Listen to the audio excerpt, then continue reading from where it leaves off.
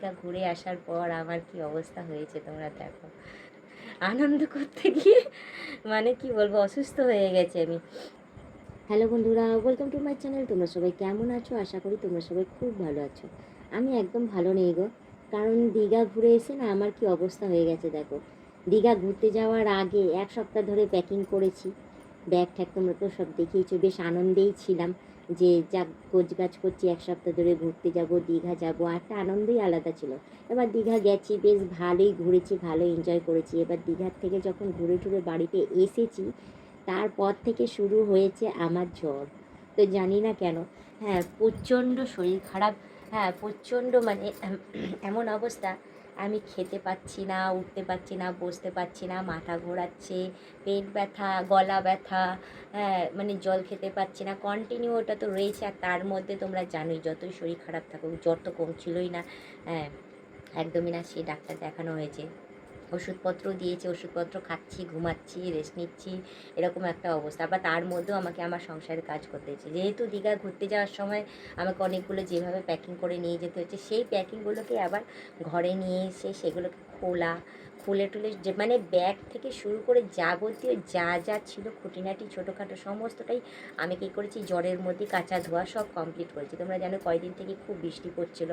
এবার কালকের থেকে গিয়ে একটু রোদ উঠেছে, তো কালকের থেকে শুরু করেছি কাচা, আর কাচা শেষ নেই। এই জ্বর গায়ে নিয়ে কাপড় কাচা, বাসন মাজা, ঘর পোছা, এগুলো তো আমার রেগুলার আছেই, আবার এক্সট্রাঅর্ডিনারি কাজ। হ্যাঁ তো যাই হোক, দীঘা থেকে ঘুরতে আসার পর দেখি ঘর দুয়ারের খুব অবস্থা খারাপ ছিল, তো সেগুলোকে পুছলাম, পুছে চাদর ফাদর সব পাল্টালাম, বিছানার চাদর পাল্টে আবার সেই এখনও পর্যন্ত আমার চাদর আর একটা ব্যাগ কাচা বাকি রয়েছে, সেটা কাচার মতো আমার আর স্বস্তি হচ্ছে না। তো যাই হোক, দীঘা থেকে ফিরেছি, যে জামা কাপড়গুলো সেই জামা কাপড় কেচে ধুয়ে মেলে দিয়েছি, শুকিয়েও গেছে, সেগুলো আবার তাড়াহুড়ো করে ভাঁজ করে সব প্যাকিং করে রেখে দিয়েছি।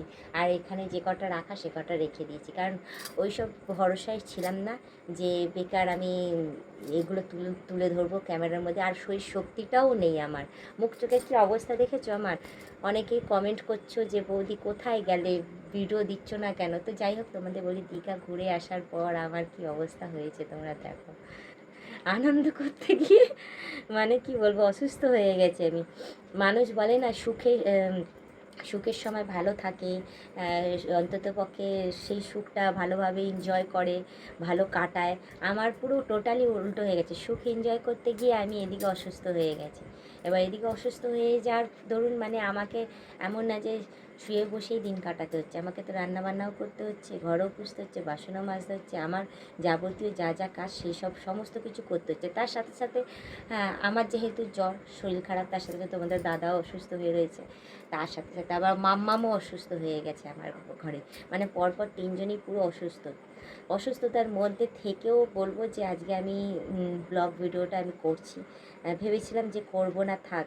তারপর ভাবলাম যে না, আমার এত খোঁজখবর করছো তোমরা, জানতে চাইছো যে কী হয়েছে, বৌদি কই গেল, হ্যাঁ হারিয়ে গেল নাকি? না না, হারায়নি, এখানেই আছে।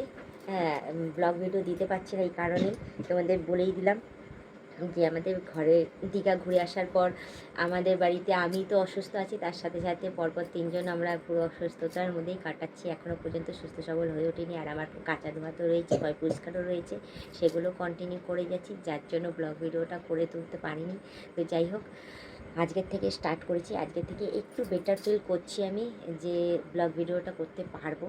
তো যার জন্য আজকের থেকে স্টার্ট করলাম ব্লগ ভিডিও করা। আগামী দিনে ভালো ভালো ভিডিও আসতে চলেছে, আশা করি তোমাদের খুব ভালো লাগবে, ঠিক আছে? তো তোমরা সবাই সুস্থ সবল থেকো, ভালো থেকো। এই সময়টা অনেকেরই জ্বর সর্দি কাশি হচ্ছে, নিজেদের শরীরের যত্ন নিও, ঠিক আছে? আজকের ব্লগ ভিডিওটা এখানেই শেষ করছি, আবার অন্য দিন অন্য কোনো সময় আমি ব্লগ ভিডিও নিয়ে হাজির হয়ে যাব। আজকের মতো টাটা, বাই বাই। সুস্থ থেকে এভাবে আমাকে দেখতে থেকো, আমার পাশে থেকো, আর আমাকে প্রচুর পরিমাণে সাপোর্ট করে এগিয়ে নিয়ে যাও।